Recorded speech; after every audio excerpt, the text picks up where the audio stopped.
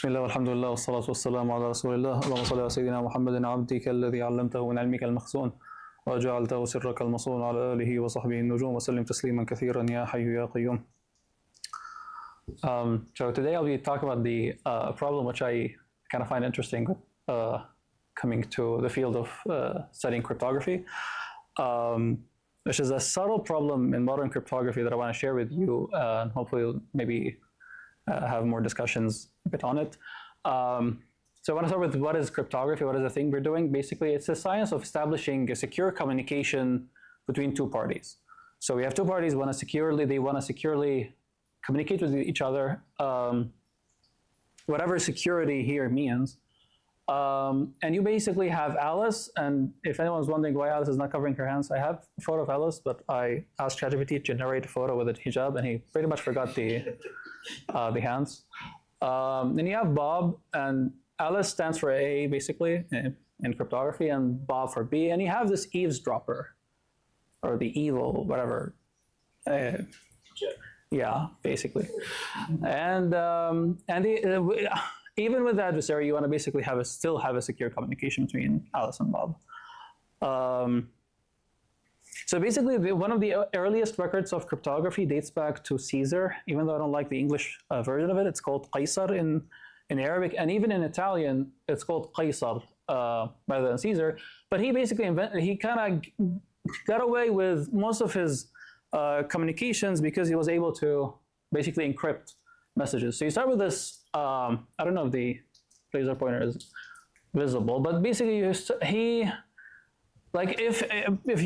you're sending a letter and it gets intercepted, the adversary would basically just see these words. And if he doesn't really have the secret key, which is that Ibtikar is encrypted, this is the statement we're encrypting here. It's now encrypted like this. We're just shifting every letter by 2, basically. So this is your secret key. The secret key is really 2 here. So beforehand, the two parties, they communicate each other. We have a secret shared key, which is 2. I send you this, and then you basically just shift. So I gets shifted to K, B to D, whatever. Everything gets shifted by 2. And then you basically just send it. Yeah, through a pigeon carrier. And this was the Caesar cipher, which was like invented, I think, 200 years before Christ. But then we get into a delicate problem, which is public key cryptography compared to private key cryptography.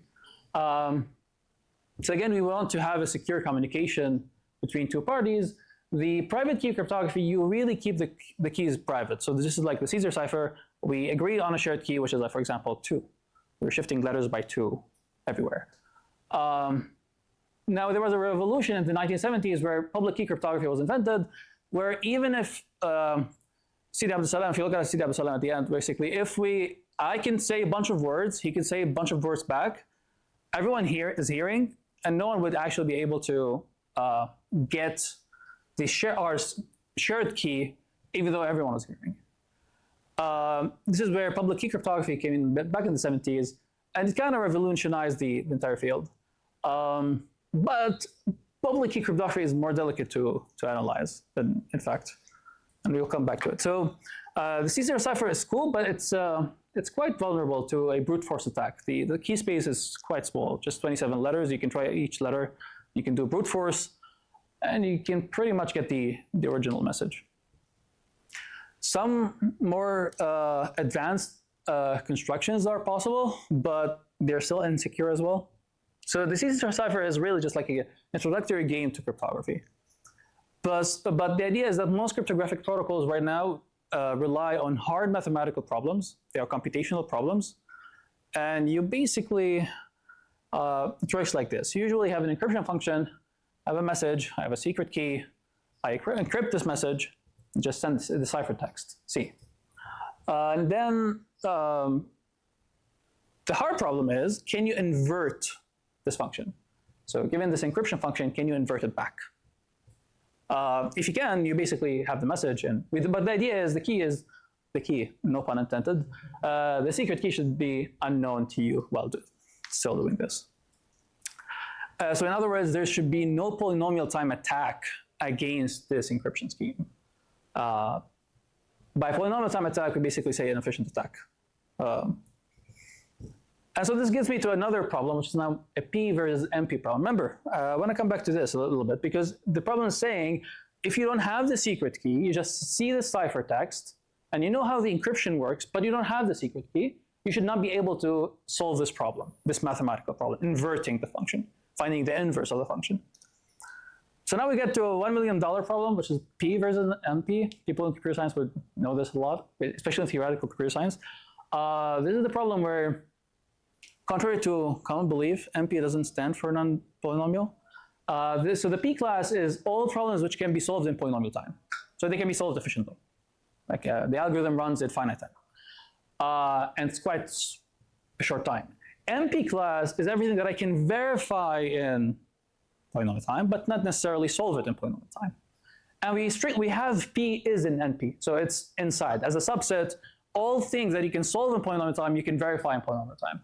But the $1 million problem is, are they really strictly subsets? So is there an instance somewhere here where I can verify, but I cannot necessarily solve the problem in polynomial time? So is there a problem which I can't solve in polynomial time? That's the $1 million problem. In other words, we're saying, is every problem solvable in polynomial time? Now we have to go back to this. The reason this is relevant is because if it turns out that P is equal to MP, then every problem is solvable in polynomial time, meaning this can be solved in polynomial time.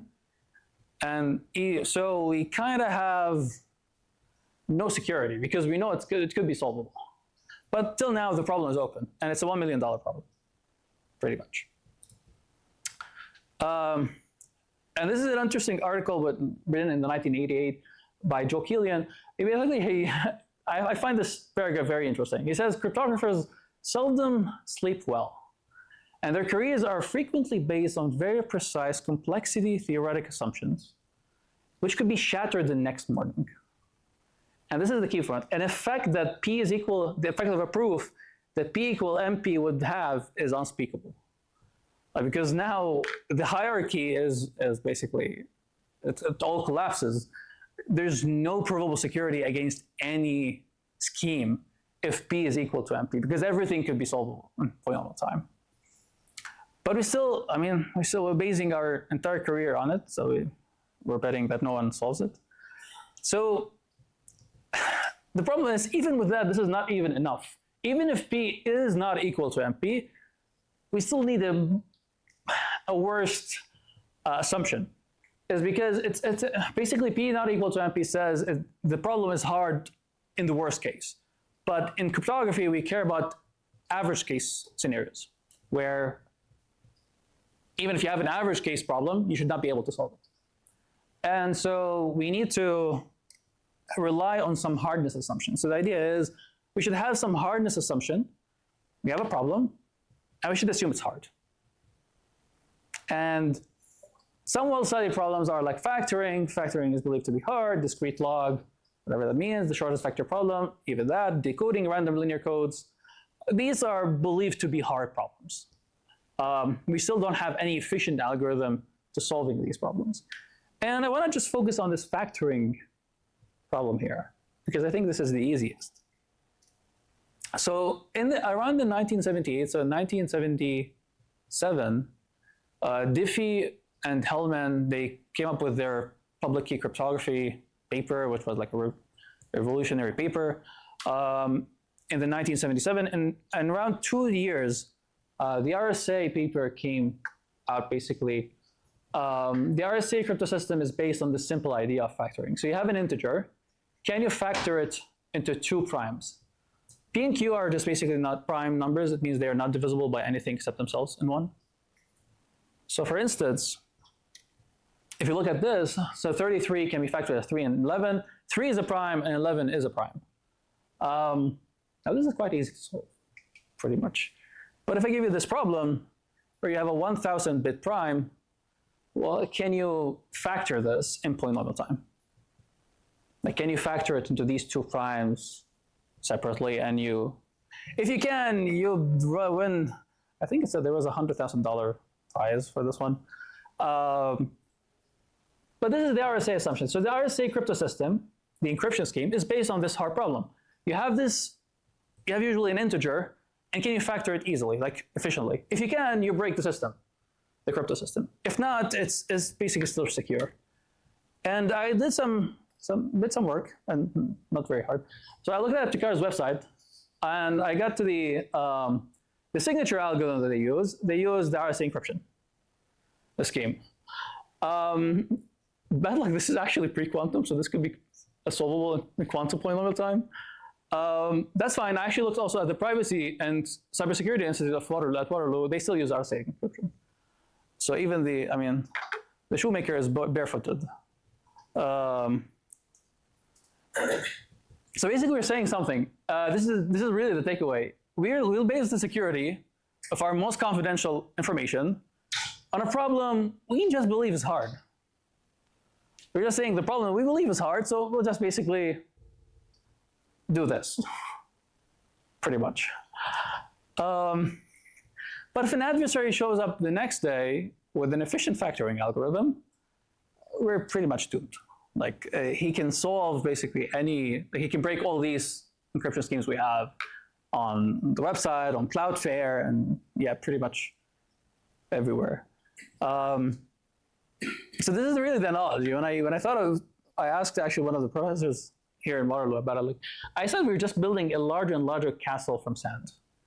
Like at any time, a new algorithm can be just dropped and breaks the entire thing because the problem is just we believe it's hard because it's been there for like 50 years and no one's able to get an efficient algorithm. But it does not rule out the scenario that there is an algorithm living somewhere, which could be devastating to our. And this is the subtlety that I want to come into. So we're just saying basically that hard problems are hard here. And we're saying it's secure and factoring is hard, and then a new algorithm comes in and we're screwed. And this is the subtlety of modern day public key cryptography because we're basing our security on just a hard problem, which we assume is hard. Now I don't have time to get to post-quantum cryptography. But pretty much the idea is kind of, quantum computers can break most of our standard encryption schemes, like RSA encryption, discrete log, all these nice stuff. And the challenge is to develop new primitives that are believed to be quantum secure. So even with quantum algorithm, you cannot break these schemes. As I mentioned, the RSA encryption scheme, which is used by Ibtikar, this website, and even the Privacy and Cybersecurity Institute at Waterloo. Funny enough, even PQ Shield, which is a post-quantum advisory company based in the UK, and the name is post-quantum Shield, so basically it should be post-quantum secure. They're using also RSA encryption, so until they move on to the next standards. So this is really the last slide, but I didn't want to have a lot of things written on the board, but the idea is in 2016, NIST, which is the National Institute of Standards and Technology at the US, made a public call to basically everyone in the world to submit their post-quantum encryption schemes. And they would basically have it publicly, and they were asking cryptographers everywhere to just flatten them to the ground, try to break the scheme. Funny enough, my advisor, my supervisor, he submitted a scheme called SIDH, which is based on isology-based cryptography. And the scheme survived for a long, long time until in 2022. So it survived for a decade until in 2022 it got broken, and this was like a devastating event that happened. And while preparing these slides, I also was notified by another professor that Hawk, which is also now in the process of being standardized, is under attack. And we basically, we don't know if Hawk will survive the post-quantum era. And this is it's a very hot topic right now. I mean, you're really literally putting post-quantum and crypto in a really just compact sentence, and all the buzzwords are here. But we have alternatives now. NIST has standardized some primitives, and they are now in the deployment. And Canada has a plan to move to be fully post-quantum by 2035. This is when I don't like this term, but the Q day when will be here, where we have a large-scale quantum computer which could break our encryption schemes. The US has recently also advanced this from 2035 to 2029. But yeah, that's basically everything. Thank you. Any questions? Yeah. Can you give us an example of a hard problem that is believed to be hard for also quantum computers?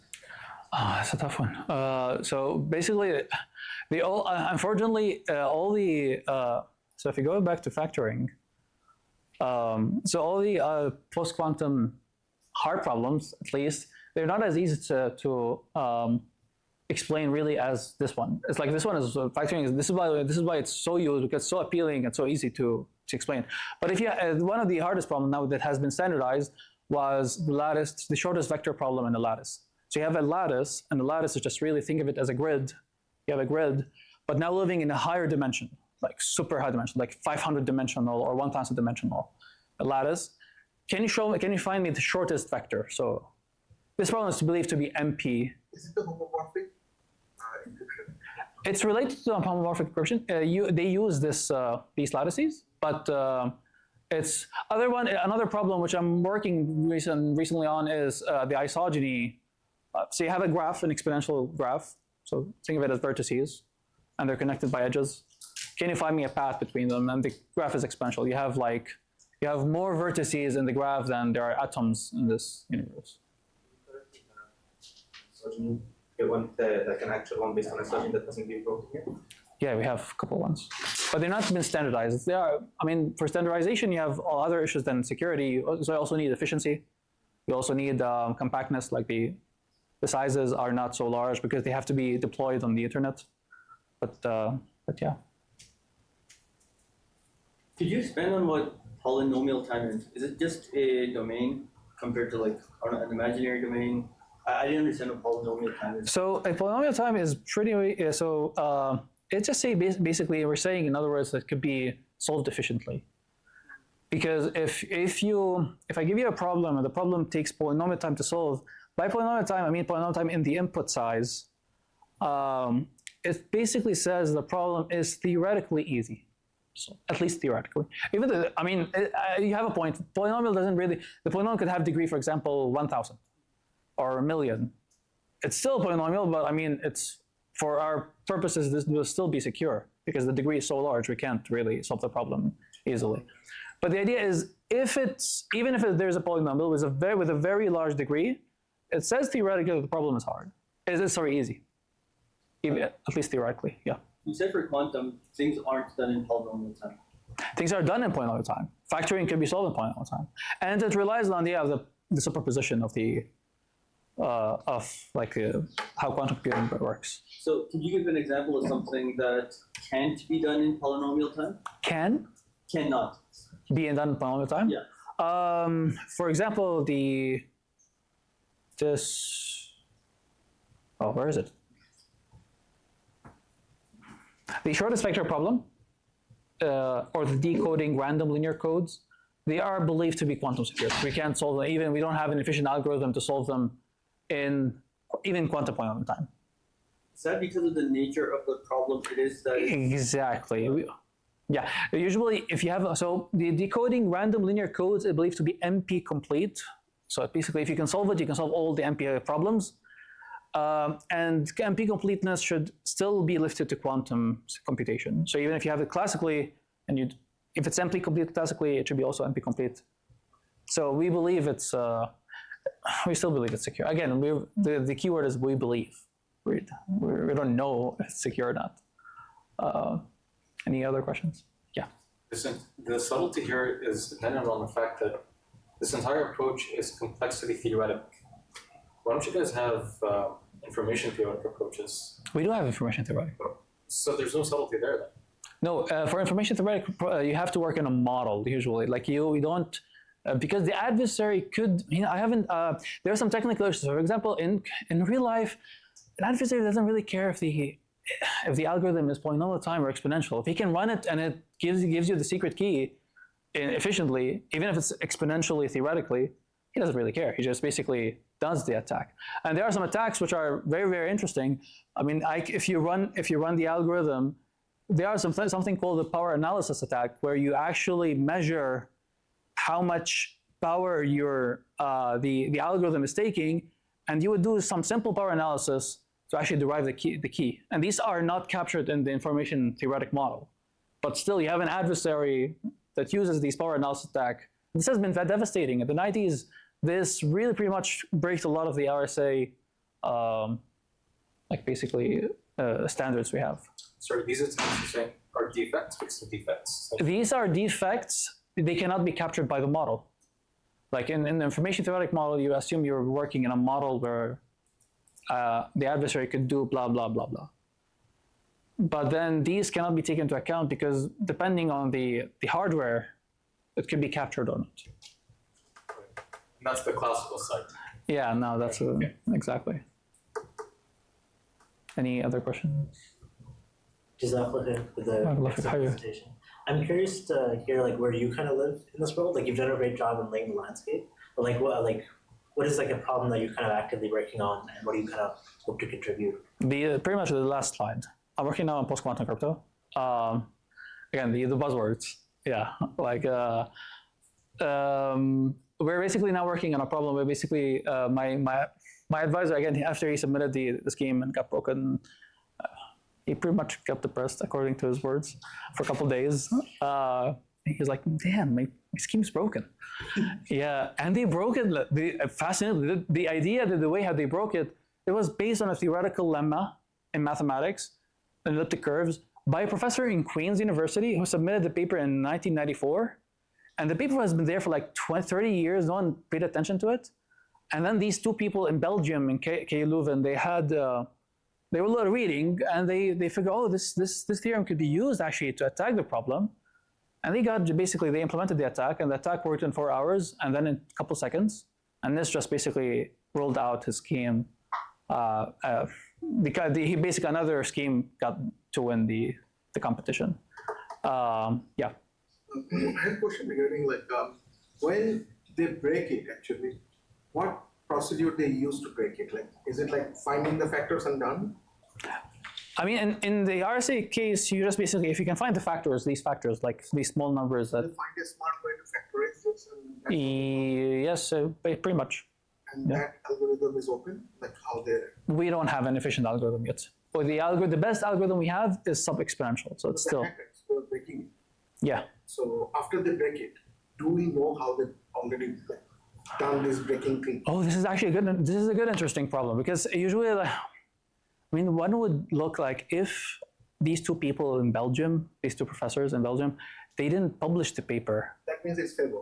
No, if they didn't publish the paper, the result they had, and they just kept it as a secret, and NIST standardized his scheme, which is now insecure because they have already an algorithm that worked, they can pretty much, after NIST deploys this scheme and it's being used widely, they could have their secret algorithm which no one reached, and they can pretty much, but it's a delicate problem. It is a delicate problem, yeah. The fact that some state could develop a quantum computer program in secret and never declare that Q-Day has arrived and just act. Pretty much, yes. That is also true. I mean, now the quantum computing. I don't know about the time. But, yeah, we're good. I think 2 months ago, Aerotomic and Google published 2 papers separately. They're saying they are advancing so there's this problem of factoring can be solved in quantum polynomial time by an algorithm due to Peter Shor, who's in MIT, Shor's algorithm. And the algorithm was published in the 90s and was mainly theoretical, but now after the advancement in quantum computing, people are now trying to implement this. And so the idea, they made a significant contribution, and they kind of pulled Q-Day from 2040 to 2033 or 32. And instead of publishing the way they got their result or their algorithm, their enhancement in the algorithm, they publish something called a zero knowledge proof of it. And this is in cryptography very relevant. In a zero knowledge proof, I prove to you I know something without declaring what this thing is. And so this is very critical because now Google, basically they got orders from the US government that you cannot publish your results because other people could use your results to build upon them. But you have to let people know that we have an algorithm, so you publish a zero knowledge proof. So this is a zero knowledge proof. You can check it out and you can pretty much verify that we have the result without getting the result. We kind of suspected that they should basically approach like in some way, because now everyone, I mean, Canada is really one of, the US ranks first in quantum computing, but China and Canada are in second place. You have also Europe is now doing some very good job. But everyone is now in a position where they want to race against time to get, I mean, I know, it's a hot topic. That's the point. Yeah. I would imagine that it would be impossible to create a perfect encryption, that there will always be a vulnerability. There is possibility. Yeah. So what would you say are the best principles to make, you know, your algorithm unbreakable, if you will, or as close to it as can be? You can trade, so as I mentioned, in cryptography, usually these are really theoretical nature, but in implementation, you want efficiency. You want the scheme to run very fast, because otherwise you don't want to wait for hours while clicking a website, for example. Like the reason this is quite important, actually, at least for Ibtikar and other people, is that what this is saying is basically, how do you know that you really are in Ibtikar's website, not some other phantom adversary who's putting a website saying I'm Ibtikar and you're clicking on it? This signature, certificate signature, certifies that, yeah, this is Ibtikar's website. Now, for Ibtikar, it's not really a problem because Ibtikar is a research, it's local. But if you're talking about BMO, for example, or RBC, where someone they impersonate RBC and they put a website and you enter through that website and you're sending a bank transaction or something and you're sending money to someone believing this is RBC, but turns out this is someone else, they could put up they really pretty much tricked you to sending them money. So this is why these are important, these signatures or whatever. If you have a quantum computing, computer, you basically can solve this problem and then you can impersonate whatever you want. Yeah. So there's one angle that you want it to be efficient for your own sake, but what are the principles to ensure security? That's the point. Usually there's always this trade-off between efficiency and security. If you want something secure, the most secure, it will be pretty much super inefficient. And so it's not of interest even to look at it. Because for the internet purposes, you want something to be very efficient. So usually people try to have the middle point, the best optimal solution where you have security enough and you have efficiency enough. And this is where, for example, Kyber, dilithium, these are the post-quantum standards now based on the shortest vector problem. So the shortest vector problem, shortest vector problem is really now the most wanted alternative for post-quantum cryptography. And it's been standardized by NIST in 2024. If there's no more questions, Yeah, I think we'll end questions there. Thank you. Can we get another?